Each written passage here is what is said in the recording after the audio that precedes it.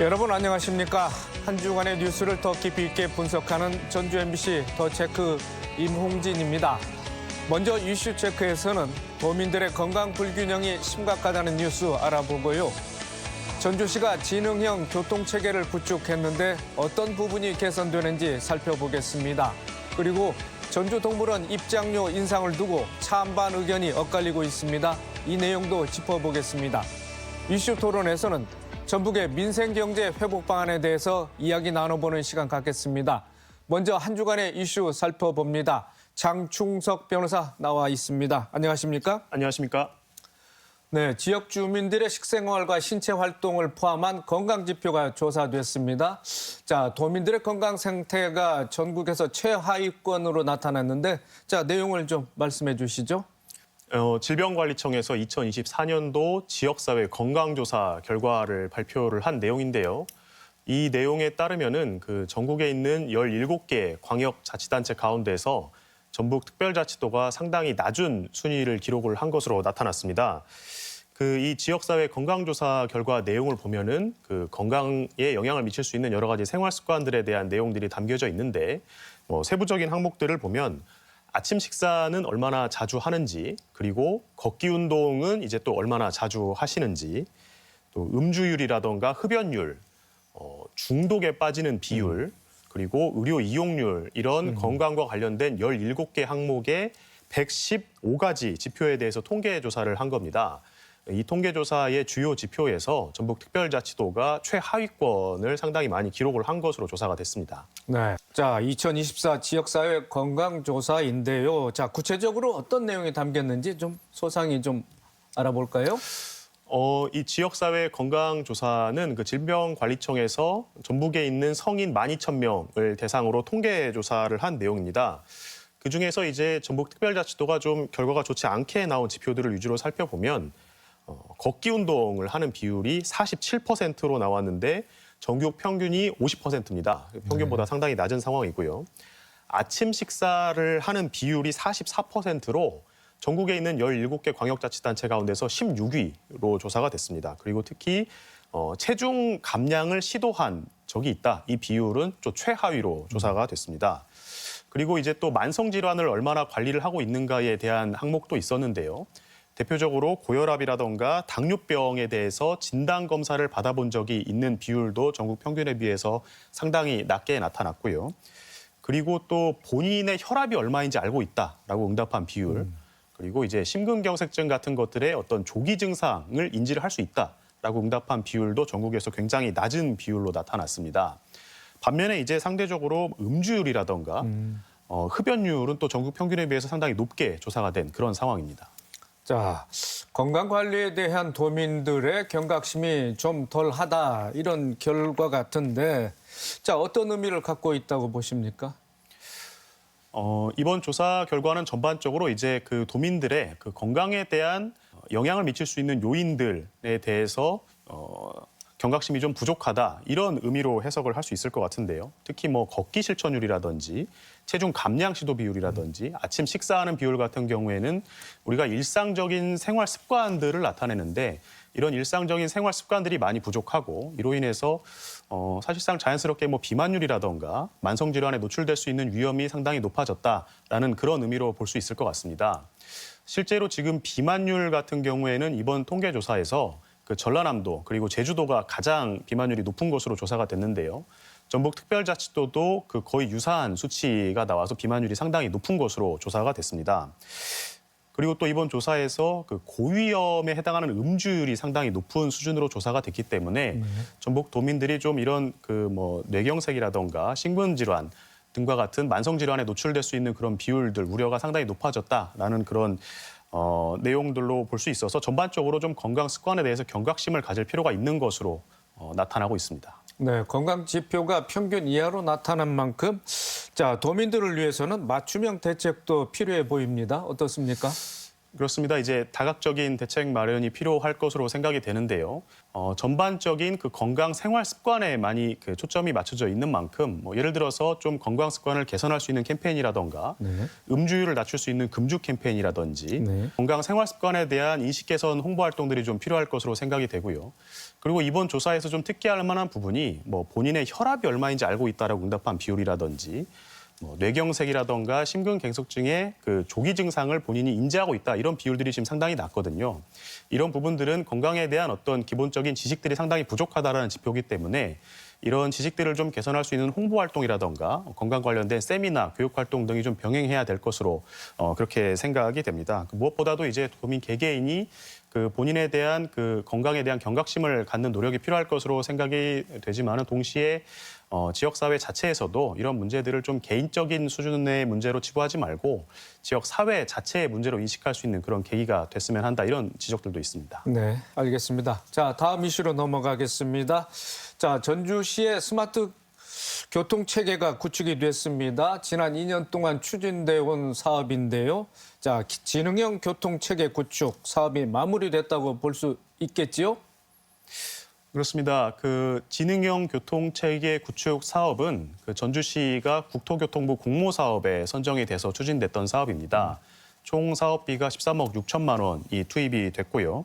주요 내용을 보게 되면은 이제 스마트 교차로 시스템, 그다음에 교통 안내 전광판 설치 사업 등이 있는데요. 특히 이제 스마트 교차로 시스템 같은 경우에는 주요 교차로에 영상 분석 카메라 등을 설치를 해서 영상 분석 카메라 등으로 수집한 정보를 딥러닝 그 기술을 기반으로 해가지고 분석을 해서 실시간으로 교통 신호를 체계를 조정하는 데 반영할 수 있는 그런 시스템이라고 하고요. 교통 안내 전광판 같은 경우에는 현재의 그 교통 흐름이라던가 교통 상황을 운전자들에게 실시간으로 전달을 해서 운전자들이 필요에 따라서 우회로라든지 이런 부분들을 선택할 수 있게 하는 그런 시스템입니다. 그리고 또 이번에 도입된 시스템 중에 그 횡단보도 보행시간 연장 시스템이 있는데요. 이 시스템은 횡단보도에서 보행자들이 완전히 미처 건너지 못했는데 횡단보도 신호가 끝나지 않도록 보행자 신호를 자동으로 연장시켜주는 그런 시스템도 이번에 같이 도입이 됐습니다. 네, 지능형 교통 체계가 구축이 되면 교통 흐름이 좀 빨라질 것 같고 또 어떠한 점들이 개선될 것으로 보입니까? 이번에 이제 도입된 시스템 중에서 횡단보도 보행자 그 신호 연장 시스템이 있습니다. 이 부분은 상당히 그 보행자들의 안전을 개선하는 데 도움이 될 것으로 보이는데요. 특히 횡단보도를 건너는 그 교통 약자라고 할 수 있는 노인이라든지 어린이 같은 경우에 횡단보도를 미처 다 건너기 전에 신호가 바뀌는 것을 방지하기 때문에 자동으로 신호가 연장되기 때문에 차량의 교통 흐름을 원활하게 하는 것에 더해서 그 보행자들의 교통 안전을 좀 더 개선할 수 있는 그런 효과도 기대가 되고 있습니다. 네, 지능형 교통 체계가 잘 작동이 되려면은 교통 관련 시스템 말고도 사회 안전과 관련된 시스템이 유기적으로 잘 연동이 되고 또 그 확장성도 좀 넓혀가야 될 것 같은데 자 어떻게 전망하고 있습니까? 이번에 이제 전반적인 그런 그 지능형 교통 체계 시스템이 구축이 됐는데 일단은 현재 구축돼 있는 시스템을 좀 확대할 필요성이 있을 것 같습니다. 현재 스마트 교차로 시스템이라던가 교통 전광판이라든지 횡단보도 보행자 연장 시스템 같은 경우에 일부 좀 소개 개수에만 그 구성이 돼 있기 때문에 이런 부분들이 좀 확장이 되어야 될 필요가 있을 것 같고요. 이번 그 사업을 통해서 전주 시내의 어떤 교통 흐름에 대한 다양한 데이터들이 수집이 될 텐데 이런 다양하게 수집되는 데이터들을 보다 좀 적극적으로 말씀하신 대로 보행자의 교통 안전이라든지 어떤 자전거라든가 대중교통 같은 친환경 교통수단 등이라든지 이런 부분들과 좀 연계할 수 있는 좀 적극적인 정책 개발의 자료로 활용할 수 있는 그런 노력이 필요할 것으로 생각이 됩니다. 네, 알겠습니다. 자, 마지막 이슈입니다. 자, 전주 시민들의 쉼터지요. 전주동물원이 최근에 입장료 인상을 두고 설문조사를 했는데 찬성과 반대 의견이 좀 엇갈렸다고 합니다. 좀 내용을 좀 살펴주시죠. 네, 이번에 전주시에서 그 전주동물원의 입장료를 최대 50%까지 인상하는 내용에 대해서 설문조사를 실시를 했습니다. 그 시민들의 찬반 의견이 많이 엇갈렸는데요. 찬성하는 측에서는 현재 전주동물원 그 시설 개선된 내용에 비해서 지금 입장료 인상이 좀 적절한 것 같다. 이런 의견을 표시하는 분들도 계시고요. 비용이 인상된 만큼 어떤 동물들의 사육 환경이라던가 동물 복지 이런 부분에 더 개선을 기대할 수 있을 것 같다라고 긍정적인 의견을 표시하는 의견들도 많이 있었습니다. 반면에 이제 지금 전주동물원 입장료뿐만 아니고 전주동물원에 방문을 하게 되면은 뭐 주차비라던가 그 전주동물원 내부에 있는 시설 이용료라던가 이런 부분들을 종합적으로 고려를 하면은 좀 비용 부담이 상당히 된다. 뭐 전주동물원 이용 시간을 고려했을 때 현재 입장료가 적절하다. 뭐 이런 의견들도 찬반 의견이 좀 팽팽히 맞서고 있습니다. 그러면 전주동물원의 시설 현황 또 입장료는 지금 어떤 수준입니까? 전주동물원이 1963년도에 설치가 됐습니다. 그래서 상당히 오랜 시간 동안 이제 전주 시민들의 쉼터 역할을 해왔었는데요.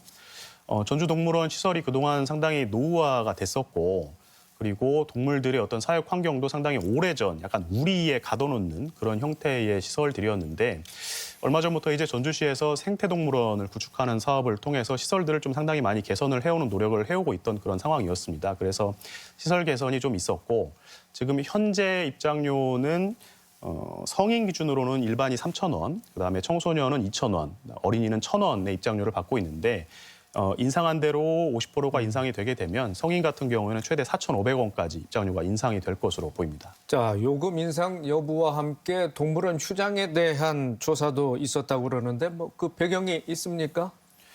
네, 이번 설문조사에서는 그 동물원 입장료뿐만 아니고 동물원을 휴관하는 그 설문조사 내용도 포함이 돼 있었는데요. 최근에 그 전주시 의회에서 이 동물들의 어떤 복지 차원에서 동물원 휴관에 대한 필요성이 제기가 됐었습니다. 그러니까 이제 그 동물들이 평상시에 좀 휴식도 필요하고 또 스트레스를 완화하는 차원에서 일주일에 뭐 한 번이라던가 뭐 한 달에 한 번 정도 그렇게 동물원을 휴정하는 그런 것들을 검토해 볼 필요가 있다라는 의견들이 있어 왔는데 실제로 이제 대도시에 있는 다른 대규모 동물원 같은 경우에는 뭐 이런 휴정들을 시행을 하고 있기 때문에 전주시에서도 전주동물원 휴정에 대해서는 상당히 긍정적으로 검토를 하고 있는 상황입니다. 네. 시민들의 관심사는 입장료가 인상되는지 또 인상이 된다면 얼마나 올라갈지인데 자, 동물원 측에서는 어떤 입장을 내놓고 있습니까?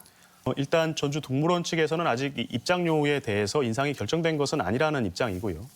현재 1차 설문조사가 있기는 했습니다만 그 응답률이 아직 충분하지는 않은 것으로 보이고 2차 설문조사를 진행할 예정이라고 합니다. 그래서 2차 설문조사까지 끝나게 되면 동물원 입장료 인상에 대한 그 의견 결정을 할 것으로 보이는데 입장료를 인상을 하더라도 인상된 입장료가 이제 동물들의 어떤 동물 복지 또 시설 개선 이런 쪽으로 활용될 수 있도록 계획을 좀 잘 세워보겠다 이런 입장들을 밝히고 있습니다. 네, 알겠습니다.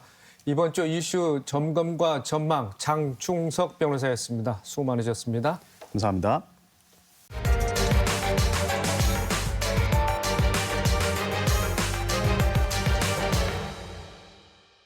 이슈 토론입니다. 가뜩이나 경기가 어려운데 비상계엄의 탄핵, 안타까운 여객기 참사까지 이어졌습니다. 소상공인들은 코로나19 때보다 힘들다는 하소연과 함께 지원책을 요구하고 있고요. 각 지방자치단체들은 새해 최우선 과제로 민생경제 살리기를 내세우고 있습니다. 당장 민생회복지원금 지원을 통해 경제 활성화를 꾀하고 있는데요.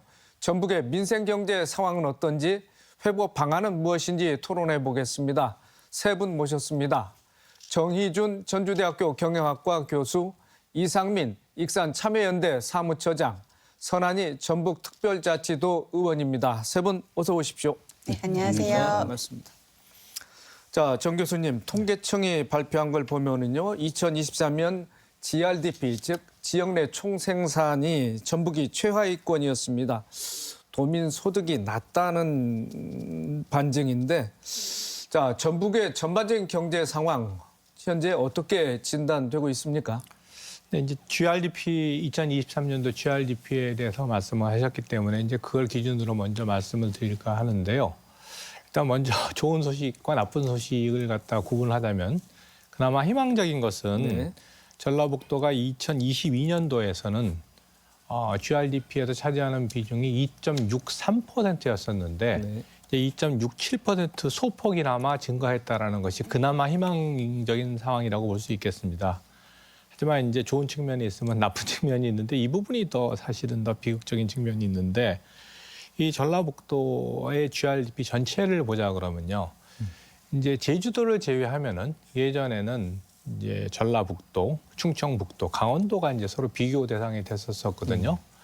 그런데 이제 최근에 와서는 어떤 상황이 벌어지고 있냐면은 강원도가 한 62조 원, 23년도 기준으로 봤을 때 전북이 64조 원입니다. 그런데 이제 충북은 이제 이미 88조가 돼가지고 이제 세명제가 비슷비슷했던 것에서 충북은 이미 벗어나가지고 더 이상 이제 비교 대상이 안 되는 상황까지 벌어졌습니다. 그만큼 이제 전라북도가 좀 더 위축됐다라는 상황으로 볼 수가 있고요.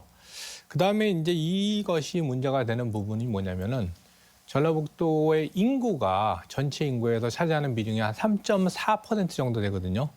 그런데 이제 GRDP가 차지하는 비중이 2.7% 정도라고 하는 것은 사실은 인구 비중에서 비하면 상당히 낮은 수준이라고 볼 수가 있어요. 네. 그런데 이제 이거 갖다 이제 개인적인 차원에서 봤을 때도 개인 GRDP를 차원에서 보더라도 이제 17개 시도에서 보면은요 밑에서 한 네 번째쯤 되거든요. 그런데 이제 더 문제가 되는 건 뭐냐면요 전북 경제를 갖다 견인하게 되는 민간 소비, 1인당 민간 소비는 이제 전남을 제외하고는 끝에서 두 번째입니다. 이제 이런 부분이 사실은 이제 말하자면 체감 경기를 갖다 느낄 때 이제 바로 볼 수 있는 바로미터가 되는데 물론 2024년도 추정은 아직 나오진 않았기 때문에 뭐 이렇게 확정적으로 얘기를 할 수는 없지만 23년보다는 딱히 더 좋을 것 같다고 생각이 들지는 않습니다. 그래서 현재 전라북도가 차지하고 있는 혹은 지금 직면하고 있는 경제 상황이 이런 수치로도 객관화되고 있다고 볼 수 있겠습니다. 네, 통계 수치상 최하위권 아니면 하위권이라는 그런 지표를 말씀해 주셨습니다. 이상민 처장님, 전북은 특히 소상공인이 많지 않겠습니까? 최근에 정치적인 상황까지 혼란스럽다 보니까 소비 심리마저도 좀 위축되는 그런 상태인데 특히나 이제 자영업자나 소상공인들에게 이런 경제적 타격이 클 수밖에 없는 그런 국면이 펼쳐지고 있는 것 같습니다. 어떻게 보고 계십니까? 예, 아무래도 그 비상계엄 때문에 그러니까 소비 심리가 굉장히 위축돼 있습니다. 전국이 불안하고 이러다 보니까 소비를 하기보다는 오히려 앞을 대비한다라고 하는 이런 측면 속에서 그러면 이제 소비가 줄어들었을 때 먼저 타격을 일차적으로 받는 게 앞에서 말씀 주셨던 이 소상공인이나 이제 이런 그러니까 소비가 일어나는 곳이겠죠. 근데 전라북도가 소상공인 그러니까 자영업자 비율이 한 2022년에는 이제 27%, 약 27만 정도 됐었는데요. 그동안에 자영업자가 많이 줄었습니다. 2024년 말 기준으로 해서 25만으로 줄었는데 그러면 그동안 자영업이 큰 타격을 받아서 폐업이 많이 있었다는 거죠. 근데 여기에 12월 달에 비상계엄이 선포가 되면서 소비 심리가 100이 보통 이제 평균 기준이라고 한다면 88까지 떨어지면서 더 큰 타격을 받게 되는 상황이고요. 이게 이제 1월에 들어서면서 그러니까 12월 기준이 그런 거고요. 지금의 어떤 전국 불안이 쉽게 해결이 안 되고 있다 보니까 소비 심리가 더 나빠졌을 거라고 하는 게 충분히 예측이 된다. 그렇다고 한다면 자영업에 대한 실질적인 직접적 타격이 더 크게 작용을 했을 거라는 생각을 하고요. 자영업 비중이 전라북도가 전국에서 5번째로 많습니다. 그러니까 전국에 한 560만 정도 되는데 전라북도가 이제 5번째로 많다 보니까 그러니까 제조업에 대한 비중은 적고 자영업이나 농업에 대한 비중이 많다 보니까 어떤 경제적 타격이 더 크게 좀 체감적으로 오는 그런 상황이라고 봐야 될 것 같습니다. 네. 정 교수님, 국가 예산이 당초 기대에 미치지 못했지 않겠습니까? 따라서 이제 새만금 환경 생태 용지 조성이라든지 전북 스타트업 파크 조성 같은 전력을 다해서 사업을 추진해도 모자랄 판에 예산이 깎이다 보니까 우리 전북에도 좀 부정적인 그런 전망이 나오고 있습니다. 교수님께서는 어떻게 보고 계십니까? 예산이라고 하는 것이 전라북도 전체의 어떤 정책에 대해서 집행되는 것이기 때문에 어떤 특정 사안에 대해서 얘기하기는 이제 쉽지 않은 상황인데 그럼에도 불구하고 이제 경제적인 측면에서 보면은 이제 몇 가지 어떤 관점에서 이제 구분이 될 수 있을 것 같습니다. 이제 이제 전라북도가 제시했던 경제 분야와 직접적으로 관련된 어떤 부분은 크게 봤을 때 이제 전북 경제 생태계를 전환시키겠다. 그다음에 두 번째는 미래 성장 산업을 유치하겠다. 그다음에 세 번째는 민생 경제 회복을 하겠다라는 부분으로 이제 경제 분야가 집중이 되고 있는데요. 근데 이제 이런 부분들이 이제 어느 부분 이제 본인 당사자들 입장에서 봤을 때는 경제 주체 입장에서 봤을 때는 다 이제 느끼는 체온이 다르겠지만 이제 이 부분들이 서로 상호작용하면서 전체적으로 이제 전북 경제, 전북 도민들의 삶을 갖다가 좀 더 융성하게 할 수 있는 그런 방향으로 아마 그 집행이 될 수 있도록 세부 정책들이 아마 시행 계획으로 있는 것으로 알고 있습니다. 네. 자, 선한 의원님, 전북특별자치도회 예산결산특별위원으로 활동을 하셨죠. 이제 전북의 2025년도 예산안 심사를 하셨는데, 자, 어떤 부분의 예산안 심사가 집중적으로 이루어졌고 또 민생 관련 부분은 어떻게 반영이 되셨는지 좀 말씀을 해주시겠습니까? 네, 사실 이번 심사가 굉장히 어려운 심사였습니다. 이제 2년 연속 세수 부족 현상이 좀 지속되고 있었고 국내 정사가 어려운 상황에서 이제 세입 추계가 좀 적정한지 그리고 불필요한 예산은 없는지 면밀히 심사를 했는데요. 특히 이제 올해 같은 경우에는 지방채를 2천억 원이나 발행한 만큼 민생과 안전에 좀 예산이 집중될 수 있도록 우선적으로 챙겼습니다. 아쉬운 대목이라고 한다면 이제 정부가 지속적으로 민생 예산을 대폭 삭감하고 있는 추세입니다. 예를 들어 지역화폐 상품권 같은 경우는 민생과 직결된 예산임에도 불구하고 국비 전액을 삭감하면서 이제 2025년도 예산에는 국비가 전체가 반영되지 않아서 그 부분을 대부분 시군비, 도비 시군비를 통해서 이제 채워야 하는 상황이었고요. 뭐 이제 가깝게는 뭐 인삼부, 친환경, 뭐 꾸러미 사업 이런 것들처럼 그냥 실생활을 하면서 필요한 예산들이 국가에서 좀 컨트롤을 하고 있는 예산들이 전체적으로 삭감이 되다 보니 저희가 그런 부분에서는 사업을 없앨 건지 아니면 이건 도와 시군이 더 챙겨서 사업을 가져갈 건지 이런 부분을 좀 챙기면서 심사를 했습니다.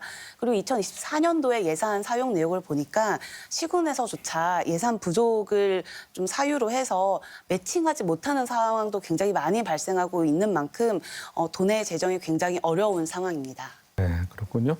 자, 정 교수님. 자, 전국의 지방자치단체들이 저마다 민생경제 살리기에 나섰습니다.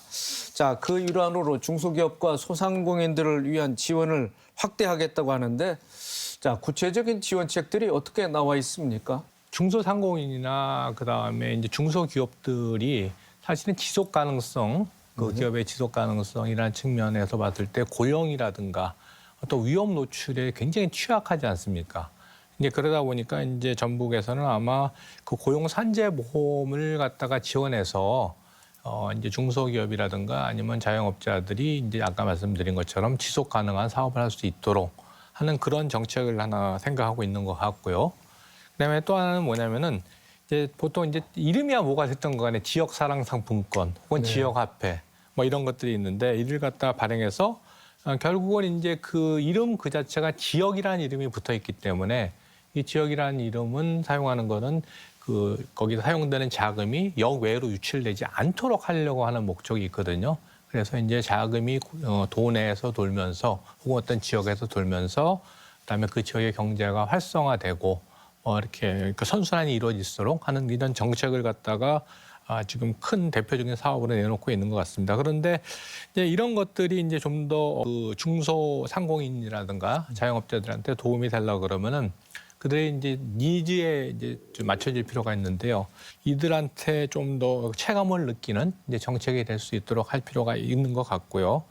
그다음에 이제 아까도 말씀드렸지만 이것이 이제 단기적으로 봤을 때 분명히 도움이 될 거는 맞는데 보다 본질적으로 보자 그러면은 이 중소기업이라든가 자영업자들이 수요를 갖다가 발생시키는 것은 이제 대내적으로 보면은 도내에 있는 대기업이라든가 이제 중견기업이라든가 이런 것으로 오는 이제 직접적인 상품 수요 죄송합니다. 이런 내부적인 그런 부분이 있고 또 외부적으로는 이제 관광 수요와 같은 외부적인 어떤 수요가 있거든요. 그래서 이제 어떤 그 중소기업 혹은 자영업자들한테 직접적인 어떤 혜택을 주는 그런 정책과 함께 아까 말씀드린 것처럼 거시적으로 전라북도 전체에서 자영업자들과 중소기업들한테 그 수요를 갖다가 일으키는 그런 정책이 병행이 돼야 되지 않겠느냐. 이제 그런 생각을 하고 있습니다. 네. 자, 서 의원님, 지역화폐 발행 규모와 또 지원액을 확대하는 지자체가 많습니다. 자, 전주사랑 상품권의 경우도 발행 규모를 키웠는데, 자, 자, 전북의 지역 화폐 현황 어떻게 나와 있죠? 네, 실제 저희가 지금 전반적으로는 한시적 할인 계획을 1월 달에 지금 몇몇 지자체들이 발표했습니다. 14개 시군 중에 지금 8개 지역에서 확대해서 하겠다고 하는데요. 이제 말씀하신 것처럼 전주시는 구매 한도 50만 원에서 구매 한도를 1월에 이제 100만 원으로 늘려서 진행하고요. 1년에 쓸 수 있는 개인당 한도가 200만 원인데 이 늘어난 50만 원 한도는 그 전체 쓸 수 있는 총액에서 제외하겠다 이런 방침을 세웠습니다. 그리고 이제 정읍이나 남원, 김제 이런 곳들이 이제 50만 원은 70만 원으로 상향하고 70만 원을 주는 구매 한도는 100만 원으로 상향을 했습니다. 특히 이제 김제 같은 경우는 아예 설 대목에 좀 사용할 수 있도록 그 기간 자체를 굉장히 조기에 좀 소진될 수 있도록 했고요. 이제 고창 같은 경우는 이제 원래 70인데 100만 원으로 상향하면서 할인율도 20%로 올렸습니다. 이제 남원도 15% 정도 올렸는데요. 이제 도에서도 이번에 이제 73억을 본 예산에서 통과를 시켰는데 조기 추경이 이뤄지면 이때 50억 정도를 추가 배정할 계획입니다. 그리고 사실 이 지역사랑 상품권에 한시적으로 좀 소비를 좀 진작시키는 과정들이 필요한데 이번에 정부가 좀 27일을 임시 공휴일로 지정을 밝히지 않았습니까? 이제 관광 활성화라는 이제 소비 진작을 목표로 했는데 이제 그렇다면 이제 5인 이상 사업장이나 소상공인 지원 정책들이 같이 맞물려서 좀 발표가 되어야만 이제 소상공인들도 좀 이 부분에 있어서 그 특수 효과를 같이 노릴 수가 있는데 일단 공휴일만 지정하고 나서는 오히려 동네 골목 상권은 훨씬 더 어려워질 수 있는 상황이라서 그런 지원책을 지자체마다 이렇게 지역사랑 상품권을 한시적으로 상향 조정해서 사용할 수 있도록 지금 마련한 내용입니다. 네. 이상민 처장님, 정부가 지역 화폐 예산을 전혀 세우지 않았습니다. 따라서 그 부담이 이제 자치단체에 고스란히 넘어갈 수밖에 없는데 지자체들은 지역 화폐 발행의 필요성을 역설하고 있고요. 또 지역 화폐 효용 논란도 그동안 줄곧 있어 왔습니다. 자, 어느 정도 효과가 입증됐다고 보는 측면도 있고 그렇지 않다는 또 입장도 있는 것 같습니다. 자, 어떻게 말씀을 하실 수 있겠습니까? 지역화폐와 관련해서 이제 논란이 있죠. 효과와 관련해서 이제 논란이 있고 이게 이제 경제적 효과를 이제 어떻게 분석할 거냐라고 하는 관점인데 이제 지역을 중심으로 놓고 볼 거냐 아니면 전국적 관점 속에서 볼 거냐 이제 이런 거고요. 여기와 관련해서 이제 기획재정부 산하에 조세연구원이 있습니다. 조세연구원에서는 좀 부정적 입장을 이야기했고요. 그다음에 이제 행안부 산하에 지방행정연구원이 있는데 여기에서는 이제 효과를 이렇게 얘기를 하고 있습니다. 이게 2002년 12월 보고서의 내용인데요. 그러니까 소상공인 매출 전환 효과가 31%라고 얘기를 했고요. 특히나 이제 그 어려운 지역에서 관심을 갖는 그러니까 역의 유출을 막는 그 소비 효과는 어떻게 되는 거냐? 이게 약 17%. 그리고 이제 지역화폐를 통해서 이제 인센티브랄지 이런 게 작동을 하다 보니까 그러니까 소비가 증가하는 효과. 그러니까 어떻게 되냐? 이게 한 26%에서 29% 정도 할인 효과가 그러니까 그러니까 소비가 늘어나는 효과가 있다. 이제 이런 이제 어떤 결과가 있습니다. 그런데 이제 저는 이제 지역화폐와 관련해서 크게 이제 요구가 이제 이렇게 됩니다. 그러니까 소비가 수도권이나 서울 같은 경우에는 소비가 잘 되기 때문에 외부의 소비를 가져오는 소비를 하는 거죠. 그렇기 때문에 서울이나 이런 데는 지역화폐가 반갑지 않겠죠. 근데 가깝게 있는 인천도 광역시이고 인구가 엄청나게 많은데 그러니까 인천의 소비가 서울로 빨려가는 겁니다. 그러다 보니까 인천도 2019년부터 어떤 지역화폐 정책을 강력하게 추진을 해서요. 그러니까 누적 발행액이 지금 한 25조 가까이 그동안 이렇게 되고 있다는 겁니다. 그러니까 인천시도 대단히 큰 광역 대도시인데도 서울이라고 하는 이 중심성 때문에 소비가 유출되는 걸 막기 위한 이런 정책이다. 그럼 여기에서 봤을 때 저희가 지역화폐 정책에 어떤 접근을 무엇으로 볼 거냐라고 놓고 보면 지역 균형 발전 정책으로 봐야 한다. 특히나 인구가 줄어들거나 어떤 경제적으로 어려운 지역일수록 어떤 정부에서 적극적인 예산 지원이랄지 이런 것들을 통해서 차별화되는 게 정책들이 좀 필요하다라고 하는 거고요. 앞에서 말씀드렸듯이 지금 그 익산시나 이런 데서도 이제 지역화폐를 적극적으로 활용을 하고 있는데 가장 크게 체감하는 건 그러니까 홈쇼핑이랄지 어떤 인터넷 쇼핑으로 어떤 쇼핑이 이루어지든 그러니까 소비가 이루어지던 부분들을 지역으로 일정하게 가져오는 어떤 이런 효과라고 하는 측면에서 과연 재정을 투입하는 게 어떤 측면에서 놓고 봐야 될 거냐. 순수한 어떤 경제 논리로 봐야 될 거냐 아니면 지역의 균형 발전 전략이랄지 어떤 소비를 지역에 가정으로 해서 경제 어떤 선순환 구조의 틀을 만든다라고 하는 어떤 재정 정책으로 봐야 될 거냐라고 하는 걸 봤을 때 어떤 재정 정책의 측면에서 좀 가야 되는 문제이고요. 지역 균형 발전이라고 하는 차원에서 좀 이 문제를 접근하면 답이 있지 않나 이렇게 생각을 합니다. 네. 그런데 말씀하신 것처럼 지역 화폐의 순기능도 있습니다.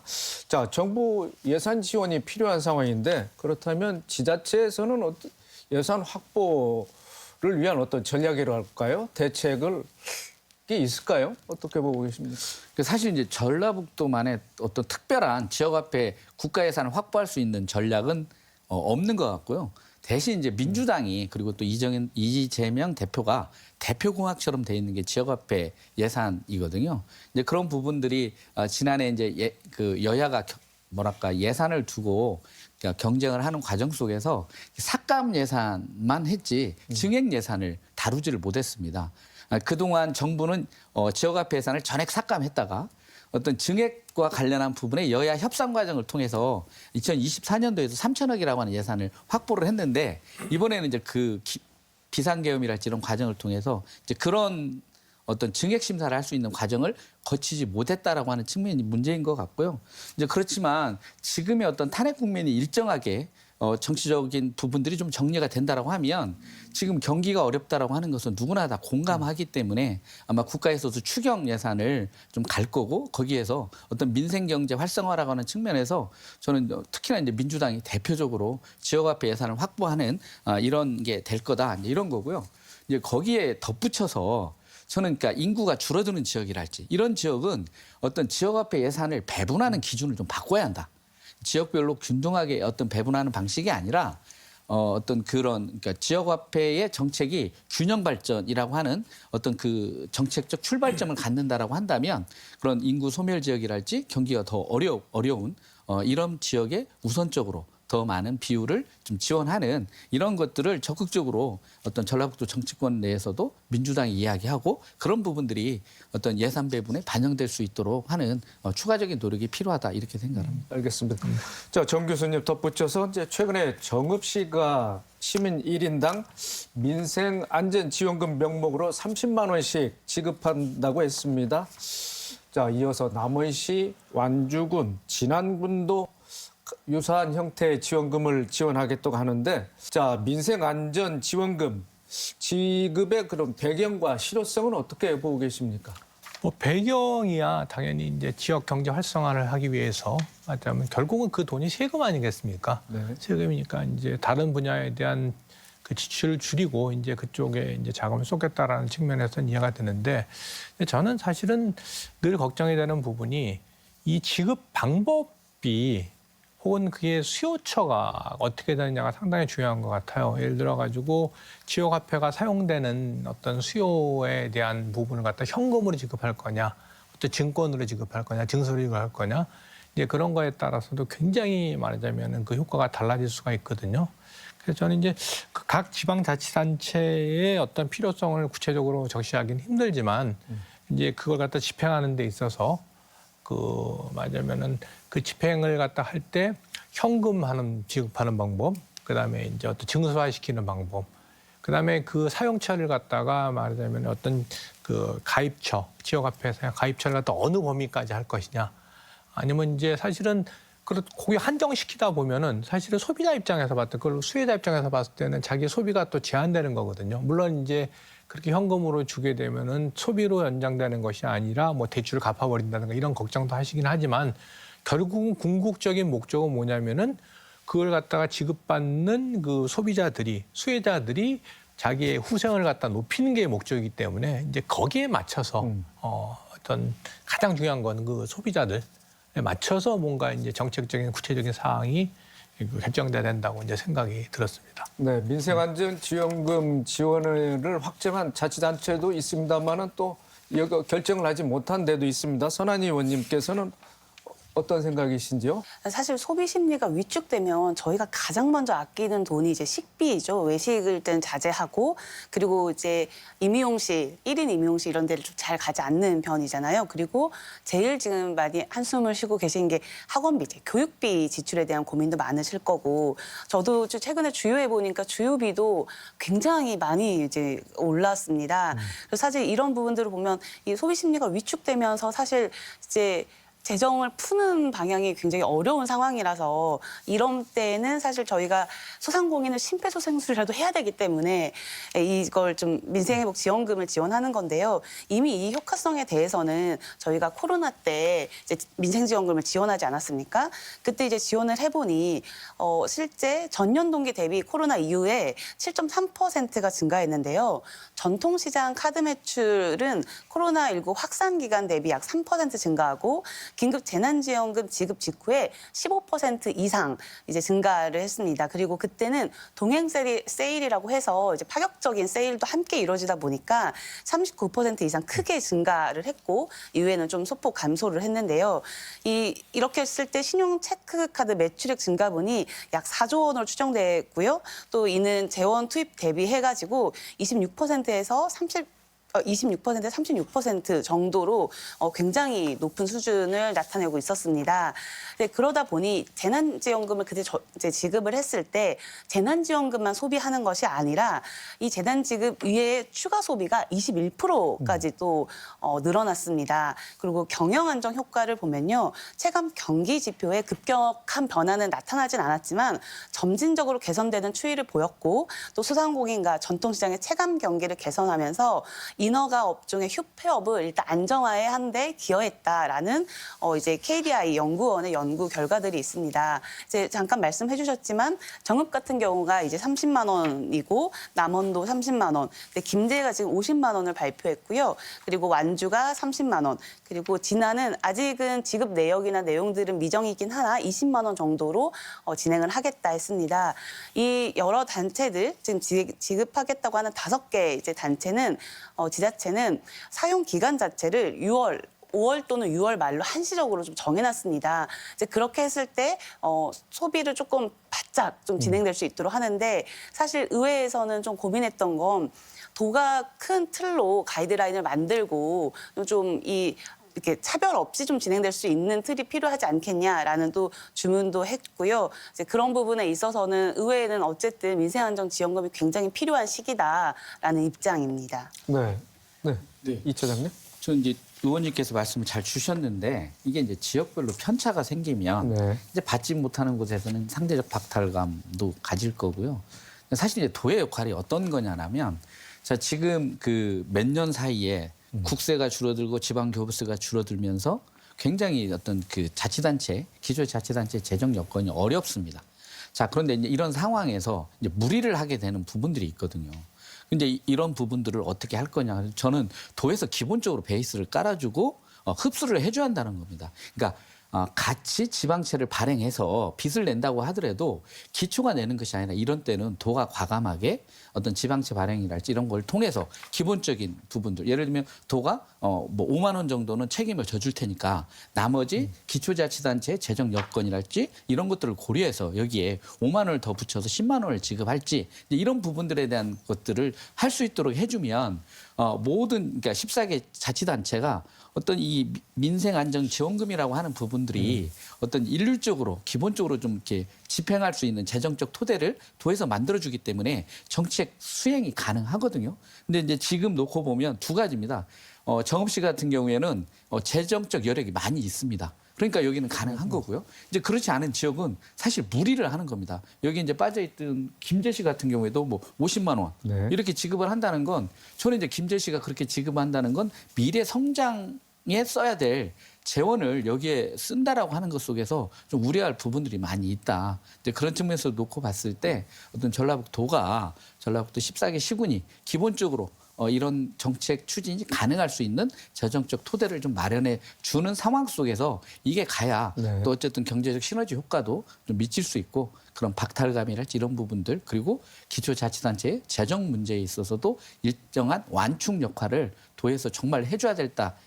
라고 하는 그런 측면 속에서 좀 봐줘야 될 것 같습니다. 네. 이 처장님 그런가 하면 이제 정치권 특히 야당에서는 민생 경제 회복을 위해서 추가 경정 예산 편성을 압박하고 있는데 이제 비상계엄과 탄핵으로 국정 동력이 크게 상실된 상황에서 쉽지 않아 보입니다. 어떻게 보고 계십니까? 네, 뭐 그 조만간 어쨌든 그 헌재가 탄핵 심판에 대한 절차를 많이 서두르고 있고요. 그래서 뭐 2월 정도 좀 중순 정도 되면 아마 이제 새로운 국면이 되고 그러면 적극적으로 추경 예산 편성에 대한 얘기들이 나올 거고 그 상황에서는 아마 야당이 적극적인 전국 주도권을 많이 갖게 될 것 같습니다.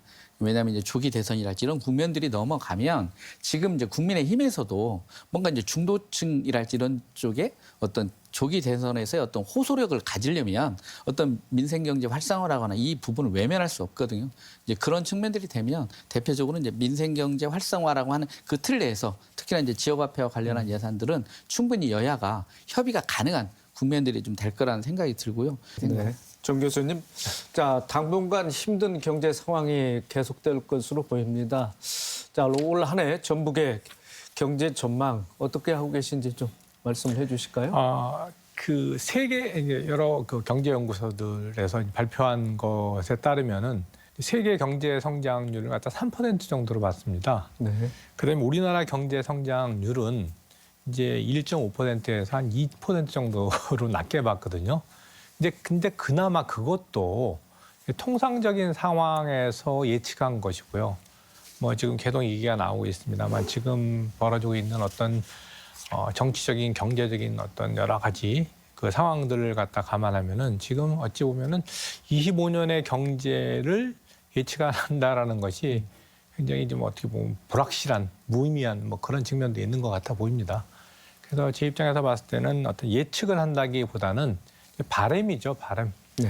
다시 말씀드리자면 아까 말씀하신 것처럼 전국이 안정이 돼서 그래서 이제 그 지금 예측했던 그 경제 성장률보다 더 나은 어떤 성과가 있기를 바라고요. 특히 이제 이런 과정 속에서 소상공인이라든가 중소기업들한테 좀 더 정책적 배려를 하는 그런 어떤 정책이 펼 수 있는 어떤 그런 정책적 환경이 이루어지기를 바람을 갖다가 제가 말씀드리고자 합니다.